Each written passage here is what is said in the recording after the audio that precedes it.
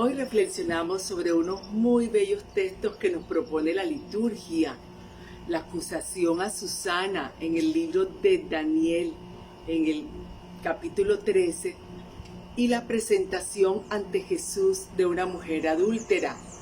Ayer también veíamos en el Evangelio a otra mujer, a Marta, también haciendo con el Señor ese diálogo sobre la resurrección, esa que una vez fue acusada de indiferente ante la presencia del Señor, va a tener un encuentro tan íntimo con el Señor que va a ser la pregonera de la resurrección y a comprender que tanto la enfermedad como la muerte es para que se vea la gloria de Dios. Hoy la adúltera, como la conocemos en el Evangelio de Juan, una mujer presentada ante Jesús que fue encontrada en flagrancia cometiendo adulterio y es presentada ante Jesús para ver si hace un juicio de acuerdo a la ley de Moisés y si no, tener de qué acusarle. Y de acuerdo a la ley de Moisés, porque tanto en el Deuteronomio dice que la mujer casada encontrada en adulterio va a morir apedreada, pero en el Levítico va a decir que tanto el hombre como la mujer son responsables y de la pena que tienen que recibir. Y ante esto, eso era lo que ellos esperaban, ver cuál era el argumento de Jesús en este juicio para acusarle. Y Jesús, viendo esto, conocemos lo que dice el texto, se agacha, empieza a escribir. Algunos dicen que los pecados, yo no creo que sean los pecados porque Jesús no enrostra el pecado de nadie, no hace público el pecado de nadie, sino simplemente seguro está escribiendo sobre lo que Él está enseñando, sobre la justicia, sobre la paz, sobre el amor, sobre la misericordia. Y al encontrarse solo con esta mujer, le pregunta que quién la acusa, a lo que ella responde, todos se han ido, y Él le dice, yo tampoco te condeno, vete y no peques más. Qué bello, porque en tiempos de Jesús, la mujer no tenía ni siquiera derecho a defenderse cuando era acusada. No tenía ningún derecho civil. Era propiedad primero del padre y segundo del marido y de la familia del marido si se requería, si éste moría. No tenía derecho a heredar, no tenía derecho a los bienes, pero era sujeto activo tanto de la economía como de otras actividades en la casa. Su rol era dar descendencia y atender la casa.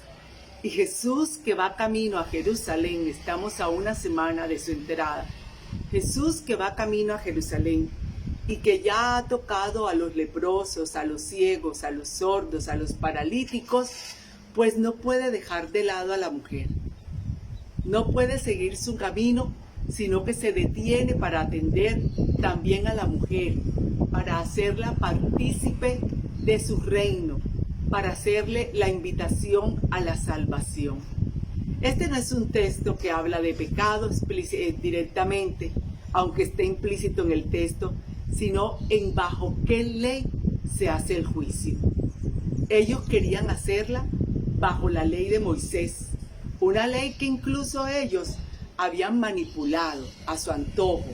Los escribas y los fariseos habían enseñado a su conveniencia, mientras Jesús propone una ley nueva, la ley de la misericordia, una ley en la que Él no es el que nos condena, por el contrario, Él es nuestro defensor. Lo que nos condena son nuestros actos, nuestras decisiones, nuestro pecado, nuestra manera de obrar y de vivir. Eso es lo que nos condena. Jesús no vino a condenar, sino a dar vida y vida eterna. Por eso el juicio será de lo que nosotros hayamos hecho, dicho u omitido.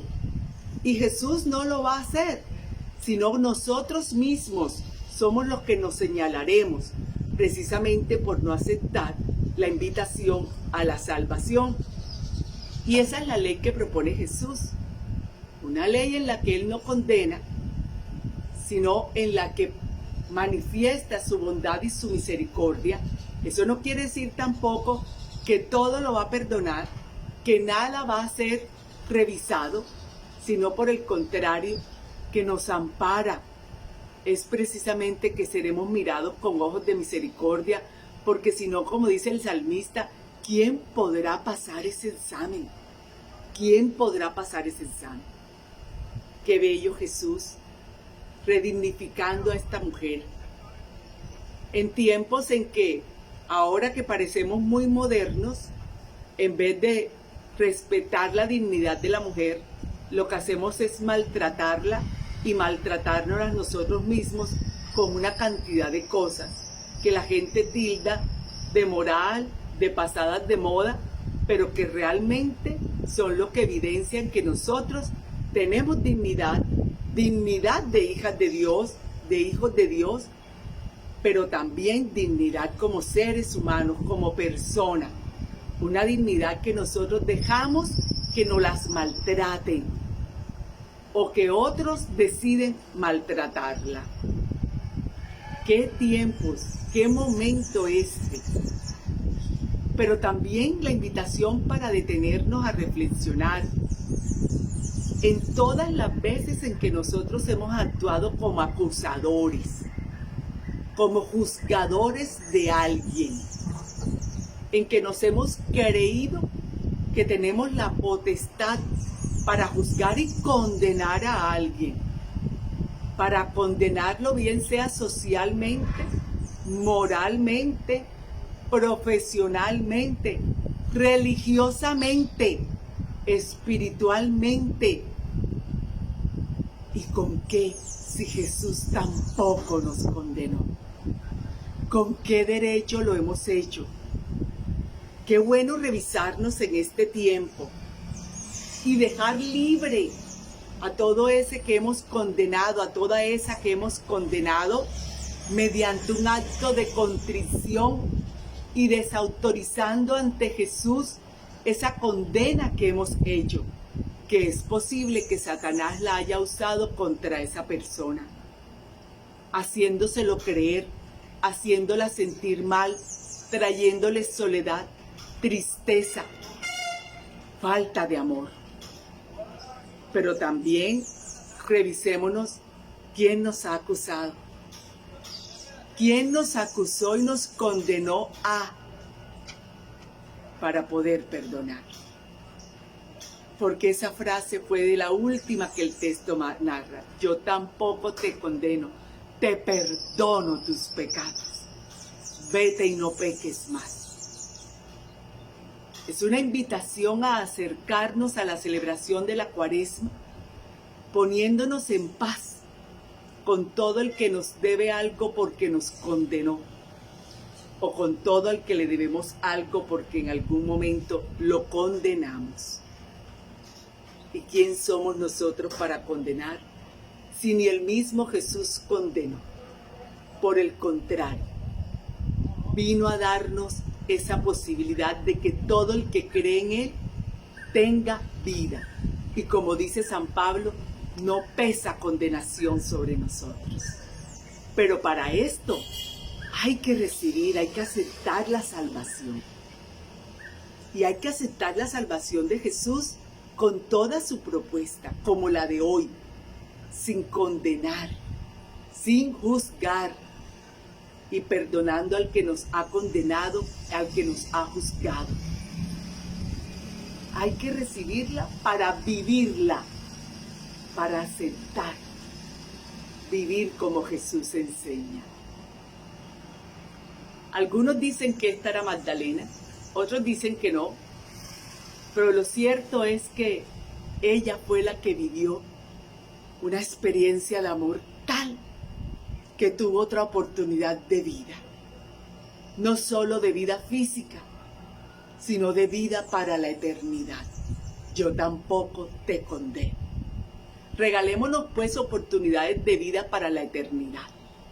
Y si en este tiempo que estamos aislados con nuestra familia, donde muchas veces somos los más juzgados, donde ellos son los que más duro nos juzgan, o por el contrario nosotros los que los juzgamos, los que más duro los juzgamos, aprovechemos para que el Espíritu Santo nos dé la oportunidad de perdonarnos, de dejar de juzgarnos y perdonarnos, aceptándonos y acompañándonos para hacer un camino de salvación juntos. Ven, Espíritu Santo, te necesitamos para vivir no sobre la ley de la condena, no en la ley del señalamiento, sino en la ley del perdón, de la no condena. Ven, Espíritu Santo, ayúdanos hoy a pedirle perdón a Dios y a aquel a quien hemos condenado. Lo hicimos por ignorancia. A lo mejor somos nosotros los más necesitados de esa misericordia porque hemos condenado a otros. Pero también danos la gracia de perdonar al que nos ha condenado, al que nos ha juzgado con razón o sin razón. Precisamente ella no se justificó. Primero no podía, pero ni siquiera cuando estuvo a solas se justificó, porque precisamente de eso se trata, de no justificarnos cuando hemos condenado, ni en las razones que han tenido los otros para condenarnos. Ven, Espíritu Santo.